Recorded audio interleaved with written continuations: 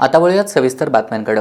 महायुती सरकारनं 2024च्या निवडणुकीपूर्वी सुरू केलेल्या मुख्यमंत्री माझी लाडकी बहीण योजनेत जून 2026 पर्यंत 92 लाख अपात्र लाभार्थ्यांवर 9,605 कोटी रुपये खर्च केलेत। माहिती अधिकारातून ही धक्कादायक आकडेवारी समोर आली आहे।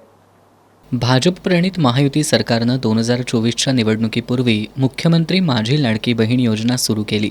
ही योजना सुरू केल्यापासून राज्याच्या तिजोरीवर ताण येत असल्याचं आणि इतर विभागातील योजनांचा निधी प्रसंगी या योजनेसाठी वळवला गेल्याचा आरोप सातत्यानं होतोय।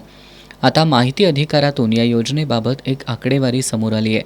त्यानुसार जून 2026 पर्यंत 92 लाख अपात्र लाभार्थ्यांवर 9,605 कोटी रुपये खर्च करण्यात आलेत।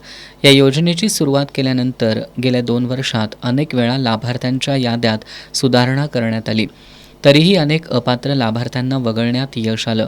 KYC पूर्ण न केलेल्या सुमारे 62 लाख, ज्यांचे कौटुंबिक उत्पन्न वार्षिक 2.5 लाख मर्यादेपेक्षा जास्त आहे असे 16 लाख, संजय गांधी निराधार अनुदान योजनेअंतर्गत लाभ घेत असलेल्या 3,60,000, तर कुटुंबातील दुसऱ्या सदस्यानं या योजनेत नाव नोंदवलं असल्याचं समजल्यानंतर 2,50,000, तर 65 वर्षांच्या मर्यादेपेक्षा जास्त वय असल्याचं निदर्शनास आल्यानंतर 1,80,000 लाभार्थ्यांना या योजनेतून वगळण्यात आलंय।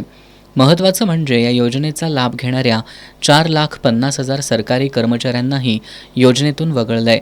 तसंच जिल्हास्तरावर पडताळणी केल्यानंतर आणखी 1,70,000 लाभार्थ्यांना या योजनेतून वगळलंय। सध्या 1,65,00,000 महिला लाडकी बहीण योजनेचा लाभ घेत आहेत। नोव्हेंबर 2025 पर्यंत म्हणजेच 17 महिने 2,01,00,000 लाभार्थ्यांनी, तर फेब्रुवारी आणि मे 2025 मध्ये सर्वाधिक 2,04,00,000 लाभार्थ्यांनी या योजनेचा लाभ घेतला होता।